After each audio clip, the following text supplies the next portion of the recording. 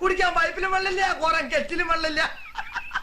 എന്റെ ഒരു വീഡിയോയ്ക്ക് ഒരു റിയാക്ഷൻ ആണെങ്കിൽ ഓക്കെ, കണ്ടന്റ് എനിക്ക് മനസ്സിലാവും. പക്ഷെ 4 എണ്ണമൊക്കെ വരുമ്പോഴത്തേക്കും അത് കുറച്ച് റീച്ചിനാന്ന് നമുക്കും തോന്നൂലേ?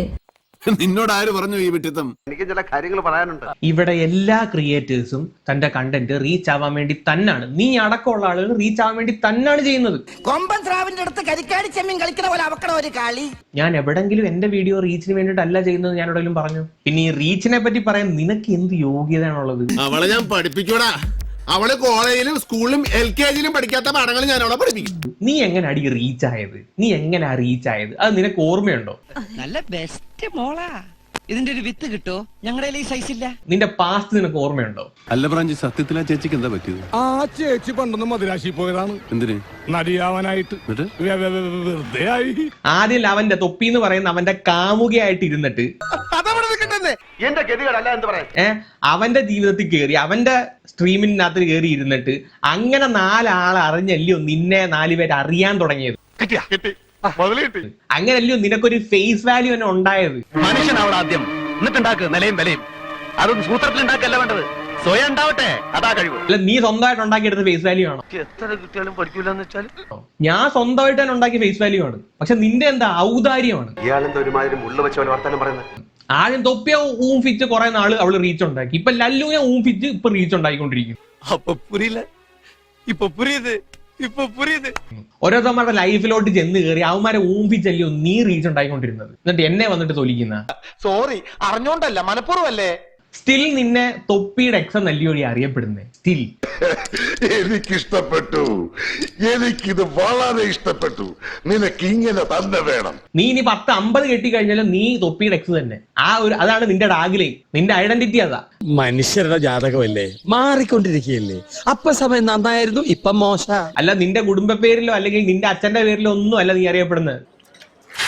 ഇപ്പറിന്റെ അടിയിൽ തലവച്ച അവസ്ഥ. അല്ല നിന്റെ പേരിലോ അല്ല അറിയപ്പെടുന്നത്. കണ്ടവന്മാരുടെ ഔദാര്യം കൊണ്ട് റീച്ചായ നീ എന്നിട്ട് എന്നെ കൊണദോഷി. നിന്നെ ആദ്യം കണ്ടപ്പോ തന്നെ എനിക്ക് മനസ്സിലായതാ, നീ വെറും കൂതറയല്ല, ലോക കൂതറയാണ്. റീച്ചിനെ പറ്റി എന്നെ പഠിപ്പിക്കും. നടക്കട്ടെ, നിന്നെ വെച്ച് റീച്ച് ആവാൻ നിൽക്കുന്നവനാണ്. എന്നെങ്ങും പഠിപ്പിക്കാൻ വന്നാണ്ടല്ലോ അടിച്ചു നിന്നെ ഞാൻ. ഈ ഫസ്റ്റ് പറഞ്ഞ ഈ എച്ചിപ്പട്ടി, ഈ വാണം,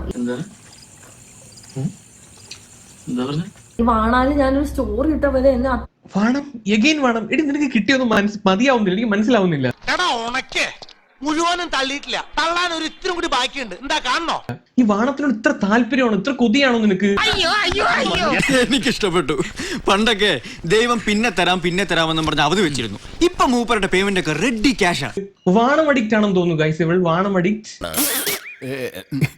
എന്റെ എല്ലാ മാനവും പോയി. ഞാനൊരു സ്റ്റോറി ഇട്ട പോലെ എന്നെ അത്രയും അഡിക്ഷൻ ആണ്. എന്താ പിന്നെ നീ അപരാധം പറഞ്ഞുകൊണ്ട് എന്നെ തെറി വിളിച്ച് സ്റ്റോറി ഇടുമ്പോ ഞാൻ ഇവിടെ കേട്ടോണ്ടിരിക്കുക.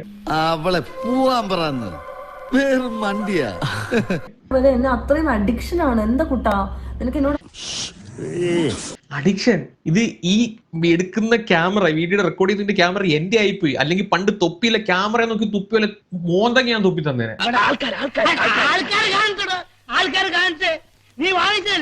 അഡിക്ഷൻ അയ്യേ, തീട്ടന്മാരത്തില്ല പോലും നിന്റെ അഡിക്ഷൻ എന്നൊന്നും പറഞ്ഞേക്കല്ലേ എന്റെ പൊന്നുമോളെ.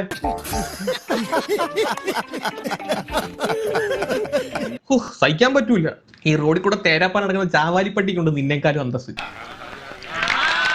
இந்த மாதிரி கேனத்தனமான ஒரு கேள்வி கேட்காத. Stupid question. അത്രയും ആരാധന മൂത്തിരിക്കുവാണോ? ആരാധന മൂത്തിട്ട് നിനക്ക് എന്റെ ഒന്നും ചെയ്യാണ്ടിരിക്കാൻ പറ്റും. എന്റെ അയ്യോ, അതൊക്കെ നിങ്ങൾക്ക് വലിയ ബുദ്ധിമുട്ടാവില്ലേ? എനിക്കൊരു ബുദ്ധിമുട്ടുമില്ല. ആളുകളെ തല്ലിക്കൊക്കെ എന്റെ സ്ഥിരം ഏർപ്പാടാ. ആർക്ക് എന്ത് മൂത്തിരിക്കുകയാണോ നിന്റെ വീഡിയോ കാണുമ്പോൾ ആൾക്കാർക്ക് മനസ്സിലാവുന്നുണ്ട്. ഇല്ല, ഞാൻ നിർത്തി. ഓക്കെ അല്ലേ? വിളിച്ചോണ്ട് പോ.